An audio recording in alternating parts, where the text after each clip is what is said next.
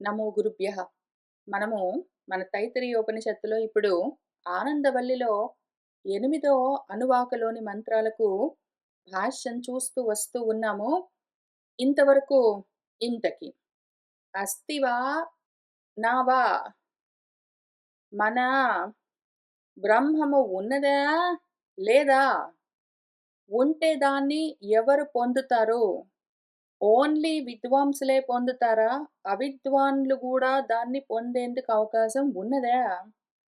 మొదలైన రకరకాల అనుప్రశ్నలకు మనం జవాబులు చూస్తూ వచ్చాము. అయితే అక్కడికే అయిపోలేదు.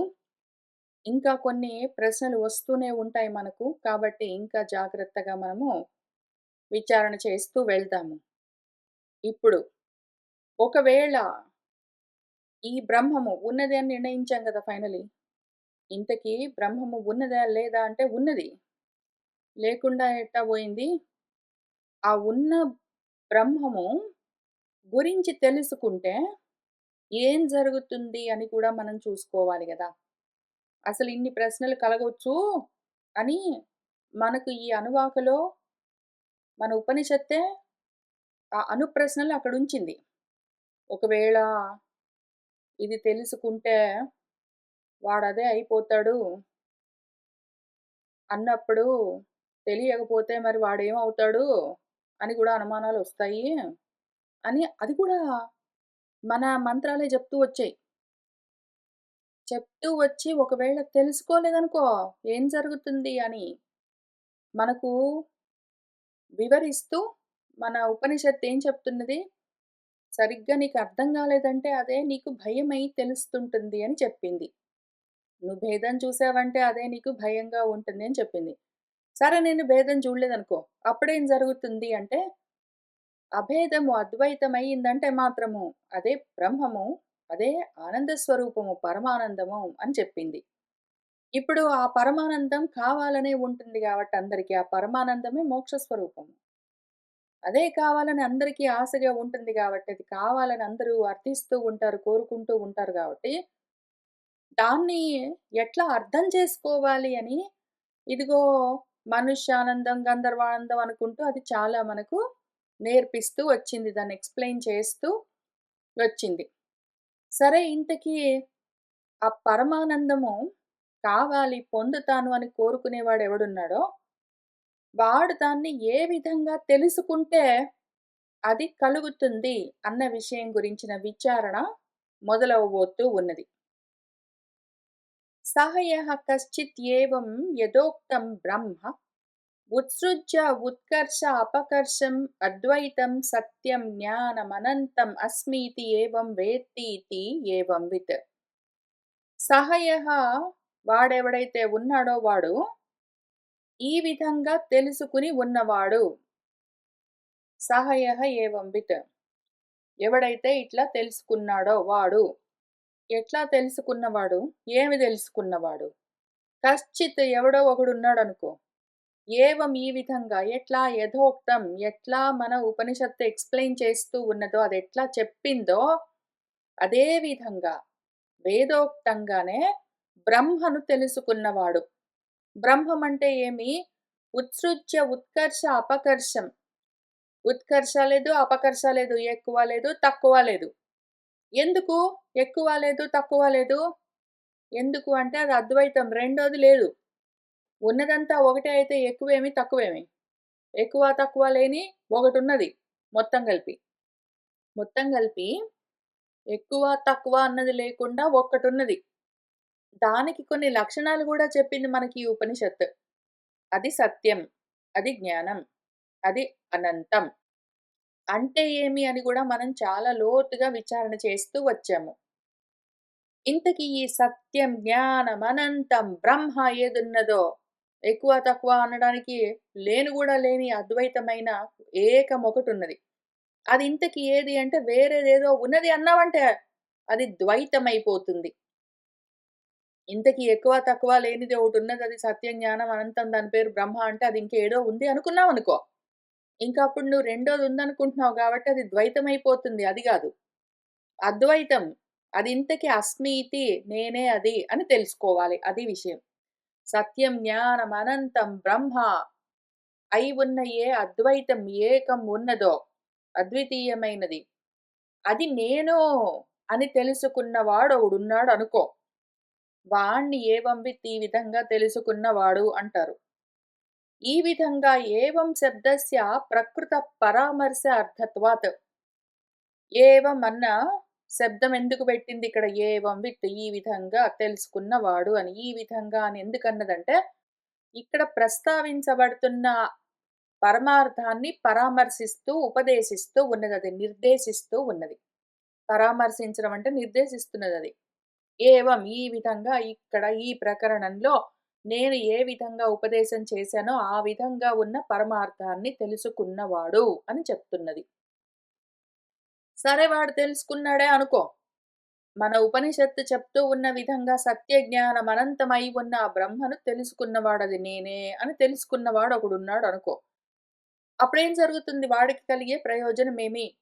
తెలుసుకోవడం వల్ల ఏమి లాభమో అని ప్రశ్న వస్తే చెప్తాను విను అని మన ఉపనిషత్తు ఏం చెప్తున్నదంటే, వాడింకప్పుడు అస్మాత్ లోకాత్ ప్రేత్య ఇంకీ లోకంలో నుంచి బయలుదేరి ప్రయాణమై, ప్రేత్య అంటే ప్రయాణం అయిపోయినవాడు ప్రేత్య వెళ్ళి.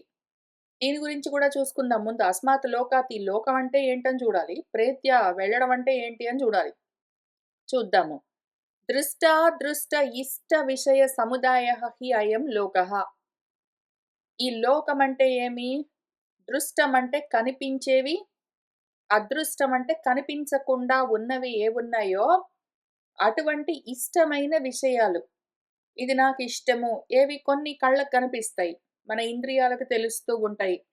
ఏవో వంకాయ కూరల్లాంటివి, ఏవో నయాగ్రా ఫాల్స్ లాంటివి, ఏవో పిల్లల ముఖాల్లాంటివి, ఏవో పువ్వుల పరిమళాల లాంటివి, ఏవో పువ్వుల యొక్క మృదుత్వం లాంటివి తెలుస్తూ ఉంటాయి గాబట్టి, అవన్నీ దృష్ట, ఇష్ట విషయాలు. అదృష్టమైన విషయాలేవి అంటే తెలియవు. నేను పక్కన వాడికి ఉపకారం చేశానంటే నాకెంతో పుణ్యమొస్తుంది. అటువంటివేవైనా ఉన్నాయంటే, అపుణ్యము మొదలైనవి యాక్చువల్‌గా మనకు దృష్టిగోచరం కావు. మనకు తెలియవవి మన ఇంద్రియాలకి. కానీ మాత్రము ఈ మొత్తం సముదాయం ఏదున్నదో ఆ మొత్తం సమూహము దృష్ట, అదృష్ట విషయాల సమూహము, సముదాయం అంతా గూడా కలిపి లోకం అని పిలుస్తాం మనము. ఇప్పుడు మనవాడు సత్యం, జ్ఞానం, అనంతం బ్రహ్మ అని మన ఈ ఉపనిషత్తు చెప్తూ ఉన్నదని చెప్తూ ఉన్నట్టుగానే అద్వైతంగా అది నేనే అని పట్టుకున్నవాడెవడున్నాడో వాడు ఇటువంటి తస్మాత్ లోకాత్ ప్రేత్య ఈ లోకమేదున్నదో ఇప్పుడు మనం చెప్పుకున్నట్టు దృష్టాదృష్ట ఇష్ట విషయాల సముదాయము. అటువంటి ఈ లోకం నుంచి వాడు ప్రేత్య ప్రయాణమై బయలుదేరి వెళ్ళి ఎక్కడికి? ఎక్కడికి వెళ్ళడు వాడు. ప్రత్యావృత్య వెనక్కి తిరుగుతాడు. ప్రేత్య అంటే ఇంక వెళ్ళిపోయాడు, చనిపోయాడు అని కాదు అర్థం దానికి. ప్రత్యావృత్య అంటే వెనక్కి తిరిగిన వాడు అని అర్థం. కాబట్టి తస్మాత్ అందుకని అస్మాత్ లోకాత్ ఇటువంటి లోకంలో నుంచి. ఎటువంటి లోకం మళ్ళీ? దృష్టాదృష్ట ఇష్ట విషయ సముదాయమైన ఈ లోకంలో నుంచి వాడు ప్రేత్య. ప్రేత్య అంటే ఎక్కడికో వెళ్ళిపోవడం గాదు. ప్రత్యావృత్య అటువంటి ఆ లోకం నుంచి వెనక్కి తిరిగి అనర్థం. వాడు ఆ లోకం నుంచి విత్‌డ్రా చేసుకోవాలి వాడిని వాడు. అట్లా చేసుకుని నిరపేక్షః దేనికి తగులుకోకుండా, దేన్ని ఆశించకుండా, భూత్వా ఉంటూ, ఏతం దీన్ని, దేన్ని యథా వ్యాఖ్యాతం ఏ విధంగా వ్యాఖ్యానింపబడ్డదో అన్నమయ ఆత్మ, ప్రాణమయ ఆత్మ, మనోమయ ఆత్మ, జ్ఞానమయ ఆత్మ, ఆనందమయ ఆత్మ అని పంచకోశాలుగా అది వివరిస్తూ వచ్చింది గదా! అందులో మొదటిది అన్నమయ ఆత్మ. ఆ అన్నమయమైన రూపం ఏదున్నదో దాంట్లోకి వాడు ఉపసంక్రామతి అంటే సమీపే దాని దగ్గరికి దాంట్లోకి సంక్రామతి జరుగుతాడు వాడు. అందులోకి జరుగుతాడు. ఏం చేస్తాడు? ఎప్పుడైతే ఇదంతా సత్యం, జ్ఞానం, అనంతం బ్రహ్మ అయి ఉన్నదంతా ఇంకేంటో లేదో అది అద్వైతం. అది నేను గాక వేరేది కాదు. నేనే అని వాడెప్పుడు తెలుసుకుంటాడో అప్పుడు స్టెప్ 1 మొత్తము దృష్టాదృష్ట విషయ సముదాయమైన ఈ లోకాన్ని మాత్రాన్ని కనిపించి కనిపించని లోకాన్ని మొత్తాన్ని కట్టగట్టి తీసుకునొచ్చి మార్థం గలిపి వాడి అన్నమయ ఆత్మలోనే కలిపేసుకుంటాడు వాడు. వాడు మొత్తం వాడి దేహం ఏదున్నదో అన్నమయ ఆత్మ అంటే ఎక్స్‌ప్లెయిన్ చేస్తూ వచ్చారు గదా! అన్నమయ ఆత్మ అంటే స్థూల దేహం బయట కనిపించే చర్మం కప్పబడి ఉన్న రక్తమాంసాలతో వాటితో నిండి ఉన్న ఏ అన్నంతో తయారైన దేహం ఉన్నదో అది అన్నమయ ఆత్మ. ఇప్పుడు ఈ దేహం దగ్గర నుంచి బయట కనిపించి కనిపించకుండా ఉన్న మొత్తం అంతా కలిపి ఒకటే వాడికింకా. ఈ దేహం వేరు, బయట ప్రపంచం వేరని వాడేమి చూడడు. ఈ దేహం దగ్గర నుంచి బయట ప్రపంచం ఆకాశం దాకా మొత్తం అంతా గూడా వాడికి అన్నమయ కోశంలానే కనిపిస్తూ ఉంటుంది. పైగా ఇక్కడ దృష్టాదృష్టం అంటే, దృష్టం అంటే కనిపించేవి చెట్లు, ఏవో పక్షులు, రకరకాల ప్రాణులు, రాళ్ళు, రప్పలు, నీళ్ళు, అగ్ని ఇంతవరకు మొత్తం అన్నీ కనిపించేవి దృష్టము. ఇంకా అగ్ని పైన మన గాలి కళ్ళకు కనిపించదు. కానీ స్పర్శకు తెలుస్తూ ఉంటుంది. కాబట్టి కనీసం అది కొంతవరకు దృష్టము. చాలా మటుకు అదృష్టం. కళ్ళకు కనపడదు గాలి. అయితే ఇంకా తర్వాత ఆ పైన ఉన్న ఆకాశం ఇంక మరీ సూక్ష్మము. అది కంప్లీట్‌లీ అదృష్టం. అదసలు స్పర్శకు తెలియదు. దానికి శబ్దము లేదు. దానికి రంగు లేదు. రూపము లేదు. రుచి లేదు. వాసన లేదు. ఏమీ లేదు. అది మరీ అదృష్టం. కాబట్టి ఇక్కడి నుంచి దృష్టమైన వాడి స్థూల దేహం దగ్గర నుంచి అదృష్టమైన ఆకాశం వరకు మొత్తం అన్నీ గూడా లోకమే. వాడికింక అదంతా గూడా అన్నమయ ఆత్మే. మొత్తం అంతా అన్నమయ ఆత్మగానే చూస్తుంటాడు వాడు. అటెళ్ళిపోతాడు. మొత్తం అన్నీ తీసుకొనొచ్చి మొత్తం ఇదంతా కలిపి నా శరీరం అనుకుంటాడు వాడు. నా స్థూల దేహము అన్నమయ ఆత్మ ఎంతవరకున్నది? ఇదిగో ఈ దేహము చర్మం కప్పి ఉన్న రక్తమాంసాలతో ఉన్న ఈ దేహము మాత్రము అన్నమయ కోశము. ఆ బయట ఉన్న ప్రపంచమంతా ఇంక వేరేదేంటో ఉంది గాదు. ఆ బయట ఉన్న చెట్లు, పక్షులు, జంతువులు, మనుషులు, రాళ్ళు, రప్పలు, నిప్పు, నీరు, ఆకాశం, భూమి మొత్తం అన్నీ గూడా వాడి స్థూల దేహంగా అన్నమయ కోశంగానే చూస్తాడు వాడింక. మొత్తం అవన్నీ తీసుకొనొచ్చి అన్నమయ కోశంలోకి వాడు జరుగుతాడు. ఆ లోపలికెళ్ళిపోతున్నాడు వాడు. ఎందుకంటే ప్రత్యావృత్యం వెనక్కి తిరగడం చెయ్యాలి మరి. ప్రేత్య అని జెప్పారిక్కడ. మన ఉపనిషత్ ఋషి ఏం చెప్పారు? ప్రేత్య వాడు ఈ లోకంలో నుంచి బయలుదేరి అన్నారు. బయలుదేరి వాడెక్కడికెళ్తాడు? లోపలికెళ్తాడు. అన్నమయ ఆత్మలోకి జరుగుతాడు. ఇంకా విషయజాతం అన్నమయాత్ పిండాత్మనః వ్యతిరిక్తం న పశ్యతి సర్వం స్థూలభూతం అన్నమయాత్మానం పశ్యతి ఇతి అర్థః. విషయజాతము మొత్తము విషయజాతము విషయాలతో తయారైన ఈ అన్నమయమైన ఆత్మ రూపమేదున్నదో ఆ పిండాత్మ, ఆ బ్రహ్మాండం ఒకటి, ఈ పిండాండం ఒకటి. బ్రహ్మాండాన్ని మొత్తం తీసుకొనొచ్చి పిండాండంలో కలిపి ఈ పిండం ఏదున్నదో అన్నపు ముద్ద మొత్తం అంతా. అక్కడ ఆకాశం దగ్గర నుంచి ఇక్కడ భూమి దాకా, భూమి మీద ఉన్న మొత్తము చరాచరము అందులోనే ఉండి తిరుగుతూ ఉన్నదిగా ఇంతవరకు కనిపించిన ఈ స్థూల దేహము అంతా గూడా అన్నపు ముద్దలాగానే కనిపిస్తుంటుంది ఇంక వాడికి. ఒక అన్నపు పిండము, అన్న పిండము వాడిని తగులుకుని ఉన్నట్టుగా కనిపిస్తూ ఉంటుంది. దానికి వ్యతిరేకంగా ఇంక ఏమీ లేదు. మొత్తం బ్రహ్మాండమంతా వాడి స్థూల దేహంలాగా వాడికి తెలుస్తూ ఉంటుంది. మొత్తం కలిపి అంతా వాడు తీసుకొనొచ్చి అన్నమయ ఆత్మలో కలుపుకొని అక్కడి నుంచి ముందుకు లోపలికి వెళ్ళిపోతూ ఉన్నాడు. సర్వం స్థూలభూతం అన్నమయ ఆత్మానం. స్థూలంగా ఉన్న ప్రతిదీ, భూతం అంటే రూపం. స్థూల రూపంగా ఉన్న ప్రతిదీ అన్నమయ రూపంగానే వాడు పశ్యతి చూస్తూ ఉంటాడు అని అర్థః దాని అర్థం. అక్కడికే ఆగడు వాడు. తతః ఇంక అక్కడి నుంచి గూడా అభ్యంతరం లోపలికి వెళ్ళిపోతూనే ఉన్నాడు. ఇంకా మొత్తం బ్రహ్మాండాన్ని తీసుకొనొచ్చి అన్నమయ్య కోసం అనుకున్నాక ఇంక వాడు అక్కడెందుకు ఆగుతాడు? లోపల ఇంకా 4 కోశాలున్నాయి. వాటిలోకి గూడా లోపలికి వెళ్ళిపోతూ ఉంటాడు వాడింకా. ఏతం ప్రాణమయం సర్వ అన్నమయ ఆత్మస్థం అవిభక్తం. ఇంకా అభ్యంతరం ఇంకా లోపలికి వెళ్తాడు వాడు. ఈ ప్రాణమయమన్న ఆత్మ ఒకటున్నది గదా! అది గూడా సర్వ అన్నమయ ఆత్మస్థం. అన్నమయ ఆత్మలోనే పూర్తిగా దానిలాగానే నిండి ఉన్నది ప్రాణమయ ఆత్మ అని మనకి ఈ ఉపనిషత్తు ఇంతకు ముందే పంచకోశ వివరణలో ఆ అనువాకంలో ఉపదేశం చేస్తూ వచ్చింది. కాబట్టి సర్వ అన్నమయ ఆత్మలో పూర్తిగా నిండి ఉన్న ఈ ప్రాణమయమన్న ఆత్మ దానికి అవిభక్తంగా వేరుగా లేకుండా ఏదున్నదో ఎందుకు అంటే ఇప్పుడు ఈ అన్నమయ ఆత్మ అంటే ఈ స్థూలభూతం ఏదున్నదో స్థూల దేహము పోనీ మొత్తం బ్రహ్మాండమంతా పక్కన పెడదాము. ఈ పిండాండం ఏదున్నదో తలపైన ఉన్న వెంట్రుకల దగ్గర నుంచి కాలుకున్న గోర్ల వరకు గూడా మొత్తం అంతా పైనుంచి కింది దాకా ప్రాణవాయువులతో అది పూర్తిగా నిండి ఉంటుంది. ప్రాణవాయువు నిండకుండా ఉన్న ఏ అణువు ఉండదు.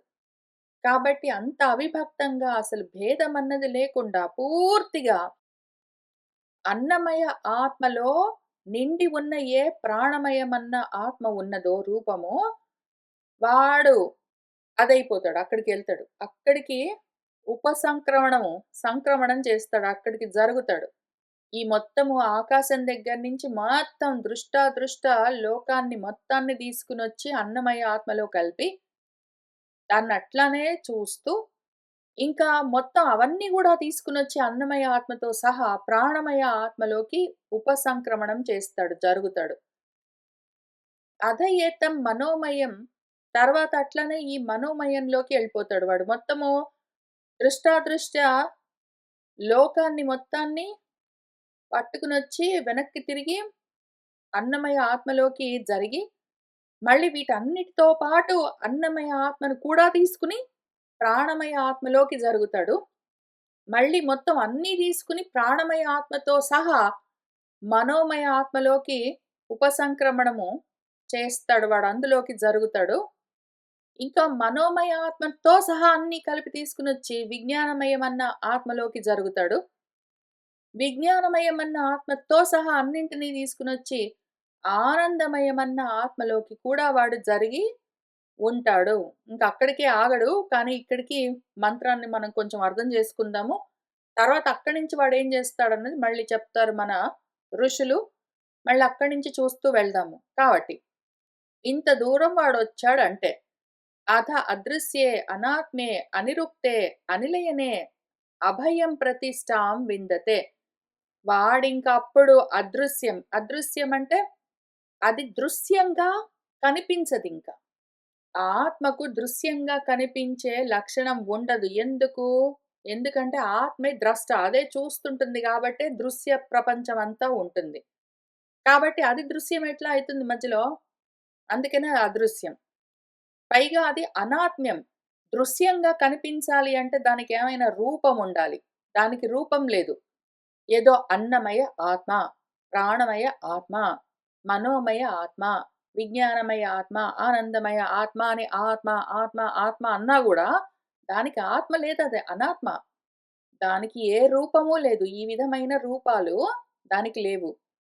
అది అనిరుక్తము. మరైతే ఎట్లా చెప్తావు నువ్వు? అది అనాత్మ అయితే ఆత్మ అని ఎట్లా చెప్తావంటే అదే విషయము.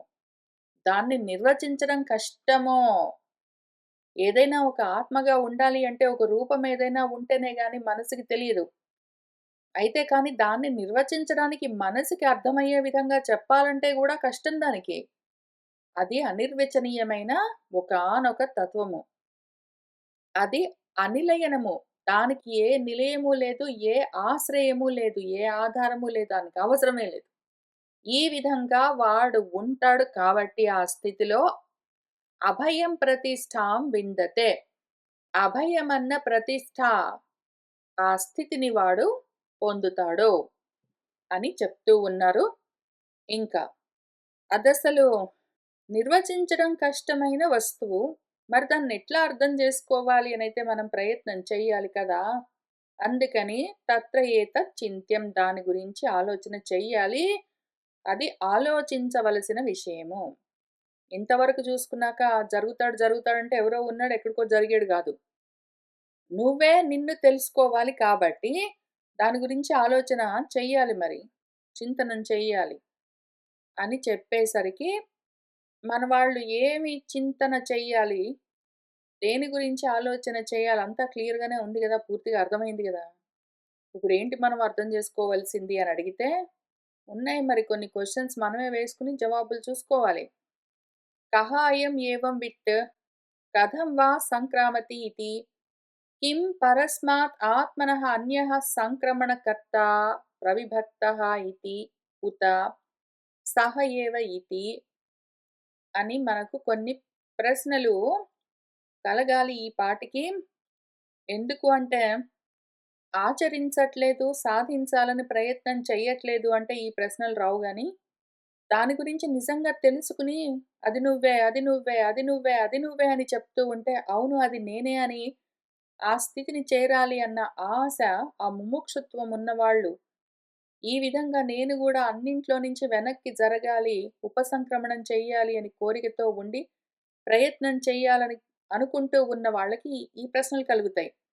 వాళ్ళకేమనిపించాలిప్పుడు, కహ అయం ఏవం విత్, ఇటువంటి మన ఉపనిషత్తు చెప్పిన విధంగా తెలుసుకుంటున్నవాడు ఇంతకీ ఎవ్వడు? కథం వా సంక్రామతి ఇది జరుగుతాడు, జరుగుతాడు. అదో వాడు జరుగుతాడు. అదిగో వాడు ఇక్కడి నుంచి ఇక్కడ జరుగుతాడు, ఇక్కడి నుంచి ఇక్కడ ఇక్కడి నుంచి జరుగుతాడు. బానే జరుగుతాడు గానీ, ఎట్లా జరుగుతాడో ఊరికినే అనుకున్నంత మాత్రాన అయిపోతుందా? మొత్తం బ్రహ్మాండాలన్నీ తీసుకొనొచ్చి వాడి అన్నమయ ఆత్మగా చూడ్డం. అక్కడి నుంచి అన్నీ తీసుకొనొచ్చి లోపలికి వెళ్ళిపోవడం. ప్రాణమయంలోకి అట్లా వెనక్కి వెనక్కి వాడు జరుగుతాడు అంటే, ఇంకా ఇంకా సమీపంగా, ఇంకా సమీపంగా, ఇంకా సమీపంగా దేనికి? ఆ ఆత్మకు ఇంకా సమీపంగా, ఇంకా దగ్గరగా వెళ్ళిపోవాలి అంటే ఎట్లా? కథం వా? ఎట్లా వాడు జరిగేది? అర్థమయ్యే విధంగా చెప్పు అని మనకు ఆ ప్రశ్న రావాలి. దానికి జవాబు మనము ఆలోచన చెయ్యాలి. అట్లానే కిం పరస్మాత్ ఆత్మనః అన్యః సంక్రమణకర్త ప్రవిభక్తః ఉత, ఈ పరస్మాత్ ఆత్మనః అన్యః, పరమాత్మకు ఆ పరాత్మకు వేరుగా ఈ సంక్రమణం చేసేవాడు. ఆ! జరిగాడంటే జరిగేందుకు ఈ జరుగుతూ ఉన్నవాడు ఎక్కడికి జరుగుతున్నాడు? పరమాత్మ దగ్గరికి, పరాత్మ దగ్గరికి జరుగుతున్నాడు గాబట్టి, ఈ అన్నమయ ఆత్మ, ప్రాణమయ ఆత్మ, మనోమయ ఆత్మ, విజ్ఞానాత్మ, ఆనందాత్మ వీటన్నింటిని తీసుకొని పరాత్మ దగ్గరికి జరుగుతూ ఉన్నవాడున్నాడు అంటే, ఆ జరుగుతున్నవాడు వేరేవాడా? విభక్తంగా ఉన్నాడా? లేదా వాడేనా? ఈ జరుగుతున్నవాడు వాడి దగ్గరికే వాడు జరుగుతున్నాడా? లేదా వేరే వాడై ఉండి వీడి దగ్గరికి వాడు జరుగుతున్నాడా? అసలా జరగడం అంటే ఎట్లా జరుగుతాడు? ఇంతకి జరుగుతున్నవాడు ఎవడో? అని మనకు తెలియాలి గదా! దాని గురించి ఇప్పుడు ఆలోచన మొదలుబెడుతూ ఉన్నాము అంటే, సరే కిం తతః, ఎందుకు చెయ్యాలి? మనకు మన వేదం చెప్తూనే ఉన్నది ఏదో ఒకటి అది చెప్పింది మనకు అర్థమైంది గదా! ఎందుకు ఆలోచన చెయ్యాలి? చెప్పింది తెలుస్తున్న తర్వాత అంటే, సరిగ్గా అర్థం చేసుకోబోతే మనకు కొన్ని అనర్థాలు కలుగుతాయి. యది అన్యః స్యాత్ శృతి విరోధః, ఒకవేళ ఈ సంక్రమణం చేసేవాడంటే ఆ లోపలికి జరుగుతున్నవాడు, ఆత్మ దగ్గరికి జరుగుతున్నవాడు అన్యంగా వేరేగా ఉన్నాడు. ఆత్మ వేరు, ఆత్మ దగ్గరికి వెళ్తున్నవాడు వేరు అంటే, శృతి చెప్పిన దానికి విరోధం కలుగుతుంది. వేదము రెండున్నాయని చెప్పట్లేదు. అదెప్పుడూ అద్వైతమే చెప్తుంది. తత్ సృష్ట్వా తదేవ అనుప్రావిశత్, దాన్ని సృష్టించి అందులోకే ప్రవేశించింది అని తైత్తిరీయం చెప్పింది. ఇదే మన ఉపనిషత్తు. ఇంతకు ముందు మనకు ఆరో అనువాకలో మొదటి మంత్రంలో. తర్వాత అన్యహాసౌ అన్యహాహమస్మీతి న సహ వేద అని బృహదారణ్యకం చెప్తూ ఉన్నది. నేను వేరు, అది వేరు అని వాడు అనుకోడు. అది నేనే. నేను అదే. ఉన్నది ఒక్కటే. అది నేనే అని వాడు తెలుసుకుంటూ ఉంటాడు అని బృహదారణ్యకం చెప్తూ ఉన్నది. ఏకం ఏవ అద్వితీయమని చాందోగ్యోపనిషత్తు చెప్తున్నది. ఉన్నదొక్కటే. ఇంక రెండోది లేను గూడా లేదు అని చెప్పింది. రెండోది లేను గూడా లేదు. వేరేదేది లేదు అంటే, వేరే వాడెవడో వేరే దాని దగ్గరికి ఎట్లా జరుగుతాడో, తత్ త్వం అసి అని మరీ స్పష్టంగా చాందోగ్యోపనిషత్తు అది నువ్వే అని చెప్పింది. కాబట్టి ఆ జరుగుతున్నవాడు ఎక్కడికి జరుగుతున్నాడో వాడు 2 ఒక్కటే. కానీ మళ్ళీ ఇక్కడ మన వేదము జరుగుతున్నాడు, ఉపసమీపే జరుగుతున్నాడు అని చెప్తున్నది గాబట్టి, అథ సహ ఏవ ఆనందమయ ఆత్మానం ఉపసంక్రామతి ఇతి కర్మ కర్తృత్వ అనుపపత్తిః. వీడు జరుగుతున్నాడు అంటే, జరుగుతున్నవాడు వేరు, వాడెక్కడికి జరుగుతున్నాడో వాడు వేరు అని చెప్పడానికి ఏమీ లేదు. ఆ ఇద్దరు ఒకటే, ఇద్దరు ఉన్నారని అనుకోవడం గూడా లేదక్కడ. ఉన్నది ఒక్కటే అని చెప్తూ ఉన్నారు కాబట్టి, ఈ జరుగుతున్నవాడు ఎక్కడికి జరుగుతున్నాడో వాడు ఇద్దరు ఒకటే పోనీ.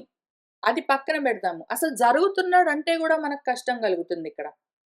జరుగుతున్నాడు, ఉపసంక్రమణం చేస్తున్నాడు, దాని దగ్గరికి జరుగుతున్నాడు అంటే, జరగడము అన్న కర్మ ఒకటి ఉండాలి, జరుగుతున్నవాడు అన్న కర్త ఒకటి ఉండాలి. ఒకడు ఉండి, వాడు జరుగుతూ ఉండాలి. ఒకడు ఉండి, వాడు జరుగుతూ, ఇంకో దాని దగ్గరికి చేరాలి. ఇక్కడ ఒకడుండి, వాడు ఇంకో దగ్గరికి వెళ్ళడానికి రెండోది లేదు. మధ్యలో జరగడం అన్న కర్మ కూడా లేదు. ఉన్నది అంటే మళ్ళీ అనుపపత్తి అది కుదరదు. ఎందుకంటే ఉన్నది ఒకటే అయినప్పుడు, వాడి దగ్గరికి వాడెట్లా జరుగుతాడు? ఎక్కడి నుంచి జరుగుతాడు? ఉన్నది వాడే అయితే, వాడి దగ్గరికి వాడు ఎక్కడి నుంచి జరుగుతాడు? జరగడం అని ఎట్లా జరుగుతుందసల? ఆ కర్మ ఎక్కడుంటుంది వాడిని వాడు చేరడానికి? అది విషయము. ఇదంతా కలిపి ఆలోచించుకోవద్దు. పరస్యైవ చ సంసారిత్వం పరాభావః వా. ఒకవేళ జాగ్రత్తగా ఇదంతా విచారణ చేసుకోకపోతే కలిగే నష్టమేమి అంటే, పరస్యైవ ఆ పరమాత్మకే సంసారిత్వం కలుగుతుంది. వాడెక్కడికో వెళ్ళాడు, తిరిగొస్తున్నాడు అనాల్సొస్తుందప్పుడు. ఇదంతా చూసుకోపోతే జాగ్రత్తగా, వాడెక్కడికో వెళ్ళాడు, వాడి దగ్గరికి వాడొస్తున్నాడు. ప్రపంచం అనేదో ఉన్నది. అక్కడి నుంచి వాడి దగ్గరికి వాడొస్తున్నాడని ఒకవేళ దాన్ని అంత మాత్రానికే అర్థం చేసుకుంటే గొప్ప అనర్థం కలుగుతుంది. ఈ పరాత్మ ఏదున్నదో అదే సంసారంలోకి వెళ్ళింది. అదే మళ్ళీ అక్కడి నుంచి ఆత్మ దగ్గరికి వస్తున్నది అని చెప్పాల్సొస్తుంది. అట్లా చెప్పినప్పుడు 2 ప్రాబ్లమ్స్ ఉంటాయి. ఒకటి ఆ పరాత్మకే సంసారము తగులుకుంటుంది. పైగా సంసారంలోకి వెళ్ళి దాని దగ్గరికి అదొస్తుంది అంటే సంసారంలో ఉన్నంత సేపు దానికది దూరమైపోవాలి. పరము అభావమైపోవాలి. ఒకవైపు పరము లేకుండా పోతుంది. ఒకవైపు సంసారం తగులుకుంటుంది. ఇన్ని అనర్థాలు కలుగుతాయి కాబట్టే అది చింత్యం జాగ్రత్తగా ఆలోచించుకోవలసి ఉన్నది అని చెప్తూ ఉన్నారు. ఈ ప్రశ్నలన్నీ వినేసరికి మన పూర్వపక్షులకు ఒక ఆలోచన కలిగింది. వాళ్ళేం చెప్తున్నారంటే, సిద్ధాంతి యది ఉభయదా ప్రాప్తః దోషః న పరిహర్తుం శక్యతే ఇతి వ్యర్థా చింతా. అథ అన్యతరస్మిన్ పక్షే దోషాప్రాప్తిః తృతీయేవ పక్షే అదుష్టే సహ ఏవ శాస్త్రార్థః ఇతి వ్యర్థా ఏవ చింతా. ఇదంతా వ్యర్థమైన ఆలోచన సిద్ధాంతి. ఎందుకు అంటే, యది ఉభయదా దోషః ప్రాప్తః. ఒకవేళ ఇద్దరు ఉన్నారు అంటే, ఒకడు ఇంకొకడి దగ్గరికి వెళ్ళొచ్చు. కానీ ఇద్దరు లేను గూడా లేరు, ఉన్నదంతా ఒకటే. కాబట్టి వాడి దగ్గరికి వాడు వెళ్ళడం కుదరదు. అందుకని అది దోషంతో నిండి ఉంటుంది. పని చెయ్యదు. పోనీ 2గా ఉన్నారు. ఒకడు ఏదో సంసారంలో ఉన్నవాడు, చివరికి వాడు సంసారాన్ని వదిలిపెట్టి ఆత్మ దగ్గరికి చేరుకున్నాడు అని చెప్పవలసి వస్తే, ఆత్మకే సంసారము, పరాభావము అన్న దోషాలు కలుగుతాయి. ముఖ్యంగా ఉభయధ ఇద్దరు ఉన్నారు అంటే ద్వైతమైపోతుంది. మన వేదాలన్నీ అద్వైతమే ఉపదేశం చేస్తూ ఉంటాయి. పోనీ అద్వైతమే ఉన్నది ఒక్కడే ఉన్నాడు అంటే వాణ్ణి వాడు చేరడం అన్నది కుదరదు. ఎటు చూసినా మనకు ఇది పరిష్కరించేందుకు వీలుగా లేని విషయంగా కనిపిస్తున్నది. ఒక్కడు ఉన్నాడన్నా పనిచేయదు. ఇద్దరున్నారన్నా పనిచేయదు. అద్వైతము పనిచేయదు. ద్వైతము పనిచేయదు. ఇంకా ఎటు చూసినా 2 విధాలుగా దోషాలే ఉండగా, దానికి పరిష్కారమే లేకుండా ఉండగా, పరిహర్తుం న శక్యతే ఇతి, దాన్ని పరిష్కారం చేయడానికి వీలే లేకపోతే, ఇంక ఈ చింత దేనికండి? విచారణ దేనికి? వ్యర్థం గదా! అక్కర్లేని ఆలోచన. పోనీ అన్యతరస్మిన్ పక్షే ఇద్దరు ఉన్నారు. అందులో ఏదో ఒకటి అద్వైతము, రెండోది ద్వైతం అనుకున్నామనుకోండి. అటువంటప్పుడు దోషం లేకుండా పోయే అవకాశం ఉంటుంది. దోష అప్రాప్తి. లేదా తృతీయే మూడో పక్షంలో 3 ఉన్నాయి అనుకుంటే ఇంక ఏ దోషము లేదు. ఇప్పుడు అద్వైతం అనుకుందామనుకో. ఉన్నదంతా ఒక్కటే అనుకున్నాము. దాన్ని ఎట్లైనా ఇంక పరిష్కారం చేయలేము. ఇంక పోనీ అనుకున్నామనుకో. అప్పుడు గూడా ఇంకా ఆలోచన చేయవలసిన అవసరం లేదు.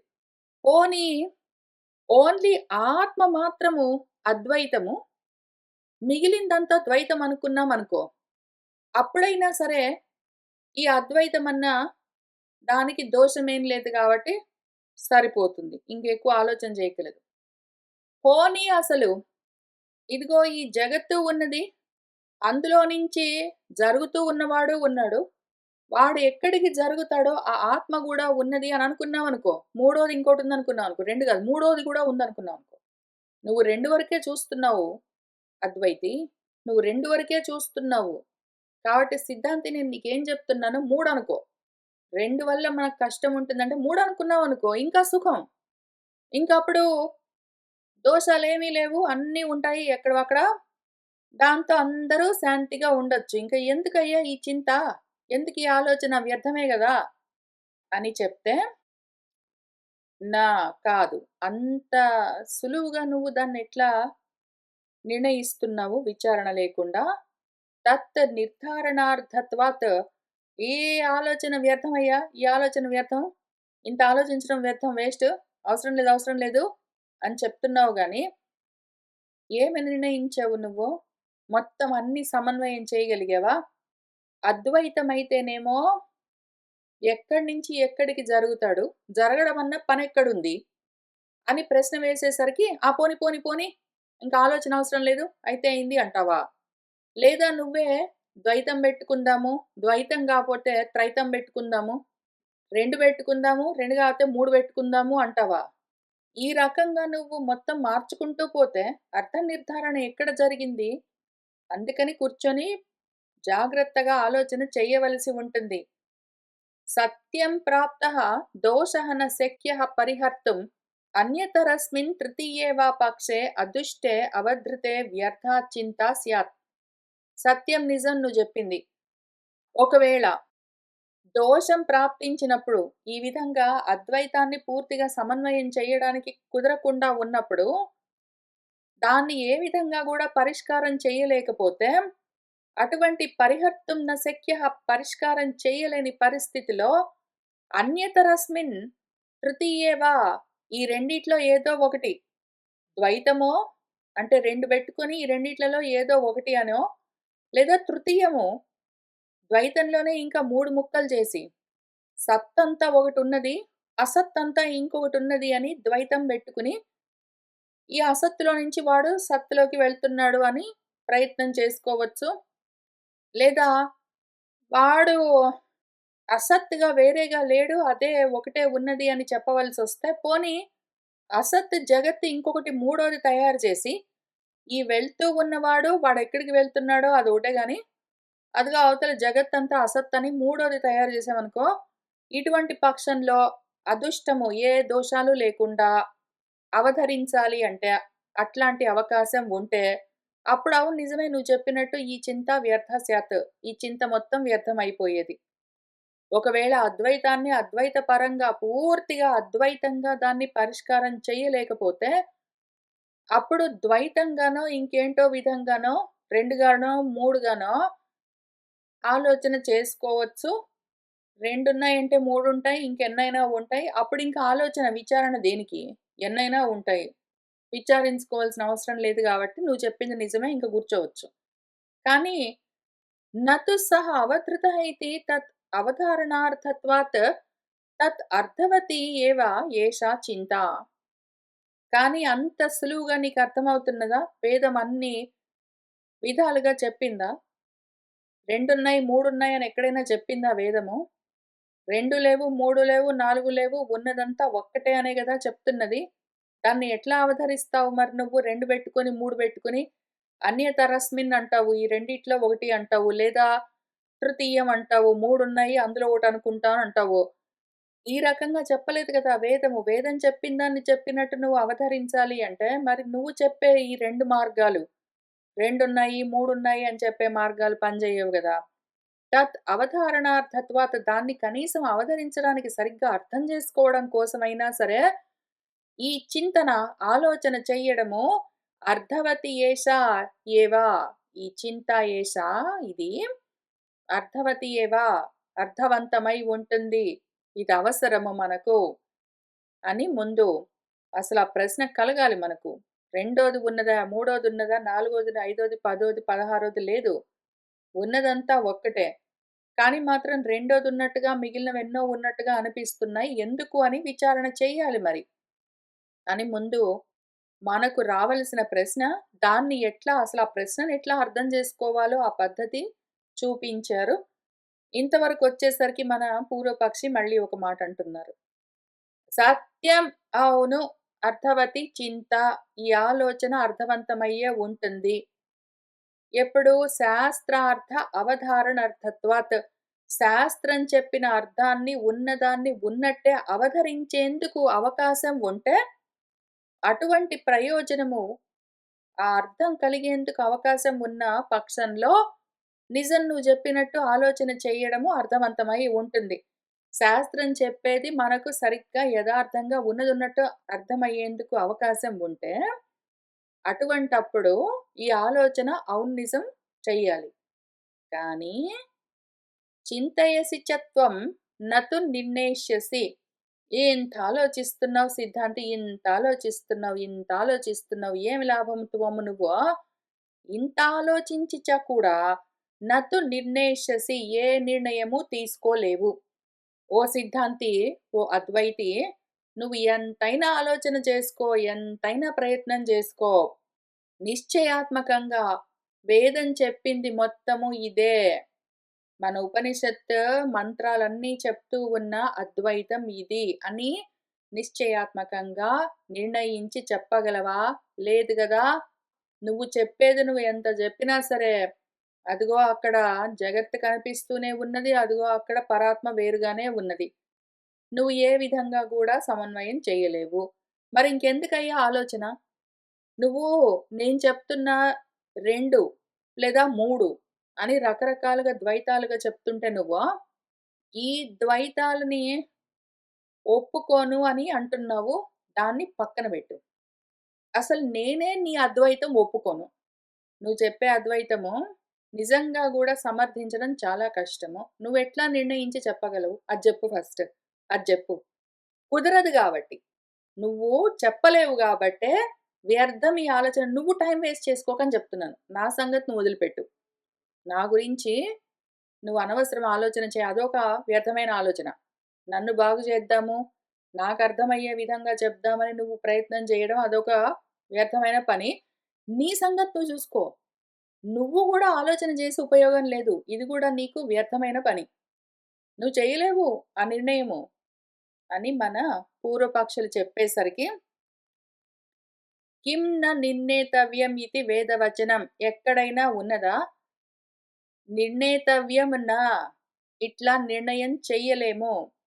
పూర్తిగా ఉన్నదంతా ఏకం ఏవా అద్వితీయం అని అద్వైతం తప్ప వేరేది లేదు. ద్వైతము 2 లేదు, 3 లేదు అని నిర్ణయించడానికి నా కుదరదు అని ఎక్కడైనా వేదవచనము ఉన్నదా కిం? ఉన్నదా? చూపించగలవా? ఉన్నదంతా ఒక్కటే, ఇంక వేరేది లేదు అని మొత్తం అన్ని చోట్ల వేదవచనాలు అవే చెప్తాయి. అది నేను చూపించగలను. ఎక్కడైనా చూపించగలను. నీకు గూడా తెలుసు. నువ్వు నాకు చూపించగలవా? రెండోదున్నది, మూడోదున్నది అని ద్వైతం చూపిస్తున్న వేదవాక్యాలున్నాయా? అద్వైతంలో నువ్వు దీన్ని విచారించడానికి అవకాశం లేదు. ఈ విధంగా నువ్వు అద్వైతాన్ని నిర్ణయించుకోవడానికి కుదరదు అని వేదవాక్యాలున్నాయా ఎక్కడైనా? చూపించగలవా? అని మన సిద్ధాంతి అడిగారు. దాంతో మన పూర్వపక్షి లేవు. లేవయ్యా! లేవు. అద్వైతమని నిర్ణయించుకోవడానికి వీల్లేదు అని ఎక్కడా వేదవాక్యాలు లేవు. నాకు గూడా కనపడలేదు అని చెప్పారు పాపం వాళ్ళు. మరట్లయితే నువ్వు కథం తర్హి ఎందుకని నేను నిర్ణయం చేయలేనని జెప్తున్నావు? నిర్ణయం చేయడానికి వీల్లేదు అని వేదవాక్యాల్లో ఎక్కడా లేదు గదా! అంటే ఏమి నిర్ణయం చెయ్యొచ్చనే గదా అర్థము. నువ్వు చేయలేవు అని ఎందుకు చెప్తున్నావు? ఉన్నదా అక్కడ? నువ్వు అద్వైతం అని దాన్ని నిర్ణయించలేవు అని చెప్పడానికి వేదవాక్యాలు లేనప్పుడు నువ్వెట్లా చెప్తున్నావు? కథం తర్హి ఎట్లా చెప్పగలుగుతున్నావు? అని అడిగితే, వేదం పక్కన పెట్టు సిద్ధాంతి. మనుషుల్ని జూడు. బహుప్రతిపక్షత్వాత్. దీనికి ప్రతిపక్షంలో, అద్వైతానికి ప్రతిపక్షంలో ఎంతమంది ఉన్నారో చూడు అద్వైతి నువ్వు. ఎంతమందున్నారో చూడు ద్వైతులు. ఏకం ఏవ అద్వితీయం అని చెప్పే అద్వైతివి నువ్వొక్కడు ఉన్నావు లేదా అక్కడక్కడ ఎక్కడైనా ఒకళ్ళుంటారు. మిగిలిన వాళ్ళు మొత్తము నీకు ప్రతిపక్షంలో ద్వైతులే ఉన్నారు. వాళ్ళు చాలా మంది ఉన్నారు. ఏకత్వవాదీత్వం ఏకః వేదార్థ పరత్వాత్. బహవః హి నానాత్వవాదినః వేదబాహ్యాః త్వత్ ప్రతిపక్షాః. నువ్వొక్కడివి సిద్ధాంతి. నువ్వొక్కడివి. వేదార్థం ఇదే జెప్తుంది అని ఇంక దాన్నే పట్టుకొని కూర్చుంటావు నువ్వు. ఎంతసేపు కళ్ళ ముందు కనిపిస్తున్న జగత్తును జూడవు. ఇంతమందిమి జెప్తున్నాము. ఒకటా? రెండా? ఇంతమందిమి జెప్తుంటే నువ్వొక్కడివి వాదిస్తావు కూర్చొని. ఏకత్వాన్ని వాదించే త్వం ఏకః నువ్వొక్కడివున్నావు. వేదార్థాన్ని పట్టుకొని కూర్చుంటావు. మేము జూసామా ఇక్కడ నానాత్వవాదులము. అనేకం ఉన్నాయి. ద్వైతం ఉన్నది. ఎన్నో ఉన్నాయి. చాలా ఉన్నాయి అని చెప్పేవాళ్ళం మేము చాలా మందిమి ఉన్నాము. వేదంలో లేదులే నిజమే నువ్వు ప్రశ్న వేసింది కరెక్టే. ఉన్నదా ఎక్కడైనా అని అడిగావు. లేదు. మాకు గూడా తెలుసు. వేదం గాదు. దాన్ని పక్కన పెట్టి. వేద బాహ్యము సిద్ధాంతి. వేదానికి ఇవతల. వేదం అదే చెప్తుందిలే ఉన్నదంతా ఒకటని చెప్తుంది. ఇంక నువ్వు దాన్ని సాగదీస్తుంటావు కూర్చొని. నిన్ను నీ వేదం చెప్తున్న మాటని పక్కన పెడితే, మేం చెప్తున్న మాటేమైంది ఇక్కడ? ఇంతమందిమున్నాము. నువ్వు నీ వేదం కలిపి మొత్తం కలిపి ఒకటి. మేము ఇంతమందిమి. చూస్తున్నావా నీ ప్రతిపక్షంలో? నువ్వొక్కడివి మాట్లాడుతుంటే మేము ఇంతమందిమి మాట్లాడగలము. అందుకని చెప్తున్నాను. వ్యర్థము ఈ ఆలోచన చెయ్యడము. మమ ఆశంకాం న నిర్ణేష్యసీతి. నా అనుమానాన్ని నువ్వు తొలగించలేవు. నిశ్చయాత్మకంగా ఇది అద్వైతమే అని నన్ను నువ్వు ఒప్పించలేవు అని అనుకుంటున్నాను. అందుకని వ్యర్థం ఈ ఆలోచన. ఇంక కూర్చో. ఇంటికెళ్ళని చెప్తున్నాను. అందుకని కూర్చొని ఏం చేస్తావు ఇక్కడ? ఇంటికెళ్ళు వ్యర్థం. కూర్చొని ఏం చేస్తావు? ఇంక వ్యర్థం. ఇంక ఇంటికెళ్ళు. అందుకని చెప్తున్నాను నీ మంచి కోసం. మేము చూసావా ఎంతమంది ఉన్నామో? మాకు తెలీదేంటి? అని మన పూర్వపక్షి చెప్పారు.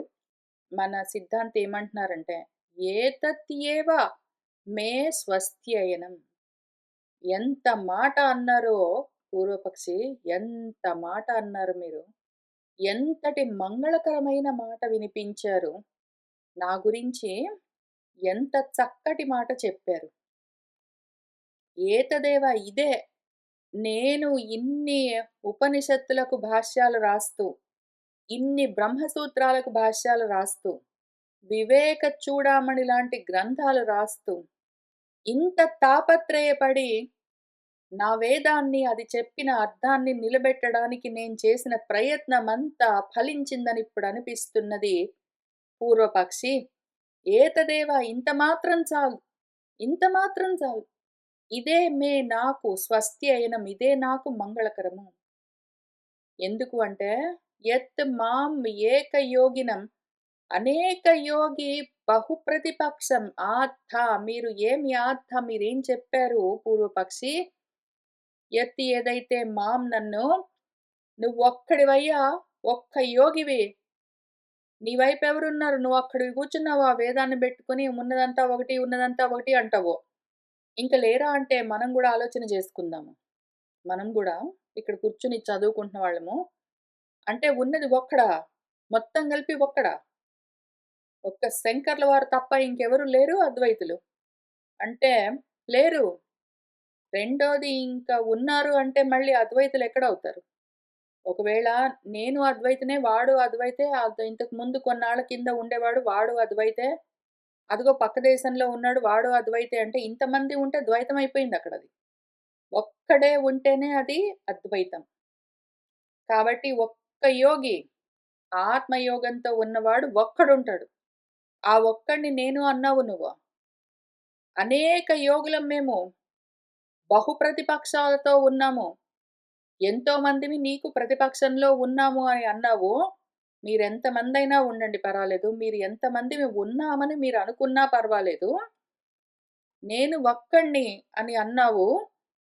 ఇదే నాకు మంగళకరము. ఇంక గానియండి ఇంక గూర్చోండి పూర్వపక్షి. ఇంక కూర్చోండి మీరందరూ ప్రతిపక్షంలో. అతః జేష్యామి సర్వాన్ అందరిని గెలుస్తాను. మొత్తం అందరిని గెలుస్తాను. చూపిస్తాను. నిర్ణయం చేయలేనన్నారు. చేసి చూపిస్తాను. ఇంక చాలా దూరం గూడా అవసరం లేదు. చాలా సులువుగా. మన వేదం చెప్పింది ఏంటో నేను విప్పదీసి చూపిస్తాను. అందరిని గెలుచుకుంటాను. మొత్తం అందరూ నేనే. నేను కాక మీరు పూర్వపక్షంలో లేరు, ప్రతిపక్షంలో లేరు, చాలా మంది లేరు, ఎంతో మంది లేరు. ఉన్నదంతా ఒకటే అది నేనే. కాబట్టి మొత్తం అంతా నేనే అయి చూపిస్తాను. ఆరభే చచ్చింతాం. ఇంకా ఆలోచన, విచారణ మొదలుపెడుతున్నాను. చూసుకోండి. సహ ఏవ తు స్యాత్ తద్భావస్య వివక్షితత్వాత్. అదే అయి ఉన్నది. ఎందుకు? తత్భావము ఉన్నదంతా అద్దే అన్నదే వివక్ష చెప్తూ ఉన్నందుచేత. మన వేదాలు ఎన్ని చోట్ల ఎన్ని చెప్పినా సరే, ఎన్ని ఉపనిషత్ వాక్యాలు ఇచ్చినా సరే, ఎన్ని శాస్త్రాలు ఎంత నిర్వచించినా సరే, ఉన్నదంతా ఏమి చెప్పాలని బయలుదేరుతూ ఉన్నది తత్భావం ఉన్నదంతా అదే అని. తత్ విజ్ఞానేన పరమాత్మ భావః హి అత్ర వివక్షితః బ్రహ్మవిత్ ఆప్నోతి పరం ఇతి. ఆ విజ్ఞానం కలగడం చేతనే, అది నేనే అన్న జ్ఞానం కలిగితే ఆ పరమాత్మ భావమే ఉంటుందింకక్కడ. దాన్నే వివక్షితః చెప్పాలన్న ఉద్దేశంతో మన ఉపనిషత్తు ఏం చెప్తున్నది? ఆ బ్రహ్మవేత్త పరాన్నే ఆప్నోతి పొందుతాడు. బ్రహ్మం తెలుసుకున్నవాడు బ్రహ్మమైపోతాడు అని అంతే చెప్తున్నది. మన వేదం వేరే రకంగా చెప్పదు. ఉన్నది ఒకటే అనే చెప్తుంది. నహి అన్యస్య అన్యభావ ఆపత్తిః ఉపపద్యతే. ఉన్నది ఒకటే అయినప్పుడు దాన్ని అది పొందడం అన్నది ఉండదు అని ఎట్లా అర్థం చేసుకోవాలి అన్న విషయం నేను చెప్తాను. ఈలోగా వేరేదైతే ఇప్పుడు నష్టం వచ్చిందేమి మనకు? వేరేది ఉందనుకుందాం. అదొచ్చి దీన్ని చేరిందనుకుందాం అని నువ్వు అన్నావనుకో. అట్లా అంటే అది కుదరదు. అన్యభావం వేరే దాంట్లోకి అన్యస్య వేరేది రావడం అన్నది ఆపత్తి పొందడం అన్నది న ఉపపద్యతే కుదరనే కుదరదు. అన్యభావం వేరేది వేరే దాంట్లోకి పోయి చేరడం అన్నది ఉండదు. పోనీ ప్రాపంచికంగానే చెప్తాను. నువ్వు వేద బాహ్యం అన్నావు గదా! వేదాలు పక్కన పెట్టి ఎక్స్‌ప్లెయిన్ చెయ్యి అన్నావు గదా! మేము వేదానికి ఇవతల ఉండి మాట్లాడతాం అన్నావు గదా నువ్వు. నేను గూడా వేదానికి ఇవతల ఉండి చెప్తాను పటు. నీకర్థమయ్యే ఎగ్జాంపుల్ ఒకటి. నీళ్లున్నాయనుకో, ఆ నీళ్ళల్లో వేరే నీళ్లు కలిపితే అవి కలుస్తాయి. లేదా నూనె ఉన్నదనుకో, వేరే నూనె కలిపితే కలుస్తుంది. నువ్వు ఈ నూనెను తీసుకొనొచ్చి నీళ్ళల్లో కలపగలవా? అన్యస్య అన్యభావంలోకి నువ్వు ఆపత్తి చేయగలవా? కుదరదు. నా ఉపపద్యతే హి. వేరేదైతే అందులోకి ఇది పోయి కలవడం అన్నది ఉండదు. వేరుగానే ఉంటుంది. కాబట్టి వేరేదేదో ద్వితీయమైనదొచ్చి ఇందులోకి ఆత్మలోకి చేరింది అని చెప్పడం కుదరదు. నను తస్యాపి తత్ భావాపత్తిః ఉపపన్నా ఏవ. పోనీ అదే దాంట్లోకి వచ్చింది అని అనుకుందామంటే, అది కూడా కుదరదు గదా! దాంట్లోకి అదే ఎట్లా వస్తుంది? పోనీ అట్లా వచ్చిందని అనుకుంటున్నావా నువ్వు అంటే, కాదు. దాంట్లోకది రాదు. అది దేంట్లోకి వెళ్ళలేదు. అవిద్యాకృత అనాత్మ అపోహార్థత్వాత్. ఎందుకు మన వేదవాక్యం అట్లా చెప్తుంది అంటే, అదిగో వాడు ఉపసంక్రమణం జేశాడు అని ఎందుకు చెప్తుంది అంటే, వాడెక్కడ్నించో వాడిలోకి వెళ్ళాడు. కాబట్టి వాడు ఉన్నాడు. ఎక్కడ్నించో వస్తున్నాడు. వాడు అని ఇంక వేరేగా ఉండాలి. అందులోకి వెళ్ళాలి. అందులోకి జరగడమన్న కర్మ ఒకటి ఉండాలి అని ఇన్ని లేవు. అది చెప్తున్నదేమి అంటే, అవిద్య వల్ల కలిగిన ఈ అనాత్మలను అపోహనము తొలగించడం గురించి మాత్రమే. మన వేదము ఎంతసేపు చెప్పినా సరే, బ్రహ్మ విద్య అని చెప్తుంది. బ్రహ్మ విద్య అంటే అర్థమేమి? విద్యకు అర్థమేమి? విద్య యొక్క ప్రయోజనము. అర్థం అంటే ప్రయోజనమేమి? అవిద్యను పోగొట్టడమే. బ్రహ్మ విద్య అంటే బ్రహ్మము కాకుండా వేరేగా ఇంకా ఏదో ఉన్నది అన్న అజ్ఞానం చేత కల్పించబడ్డ ద్వైతాన్ని, అపోహనము తొలగించడమే విద్యకు ఉన్న పరమార్థము. దాని అర్థము, దాని ప్రయోజనము, దాని లక్ష్యమది. కాబట్టి యా హి బ్రహ్మ విద్యయా స్వాత్మ ప్రాప్తిః ఉపదిశ్యతే సా అవిద్యాకృతస్య అన్నాది విశేషాత్మనః ఆత్మత్వేన అధ్యారోపితస్య అనాత్మనః అపోహార్థ.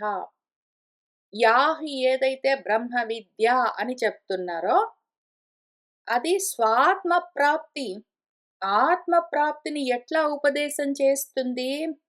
ఎట్లా అంటే అది ఆ బ్రహ్మ విద్య అవిద్యాకృతం వల్ల, అవిద్య వల్ల కలిగిన అన్నాది విశేషాత్మనః అన్నమయ ఆత్మ, ప్రాణమయ ఆత్మ అని విశేషాలుగా కనిపిస్తూ ఉన్న ఏ వేరే వేరే ఆత్మలు రూపాలున్నాయో అవన్నీ గూడా ఆత్మత్వేన ఆత్మలాగానే అధ్యారోపితమై ఉండడం చేత ఇటువంటి అనాత్మలన్నింటినీ అనాత్మలు ఆత్మ కాక వేరేగా ఇంకొకటి ఉన్నది అన్న భావాన్ని అపోహనము తొలగించడమన్న అర్థము. దాని పనదే.